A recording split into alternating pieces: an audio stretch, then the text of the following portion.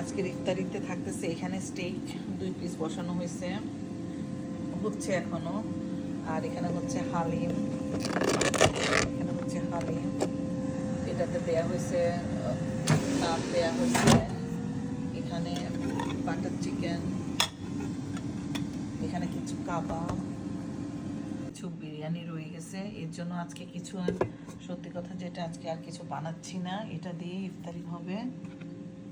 এই স্টেকটা হচ্ছে এখনো, এর জন্য আমি ঢাকনাটা তুলতেছি না। স্টেক 2 পিস, বিশাল বড় বড়। এখানে কাবাব, এখানে হালিম, এখানে চিকেন, আর এখানে ব্রেড। এই তো। আর আজকে রান্না করে ফেলছি গরু মাংস দিয়ে আলু, এখানে টক, আর এখানে কিছু চিকেন। এই তো আজকে দেখতে দেখতে 29টা রোজা, আলহামদুলিল্লাহ। এই তো,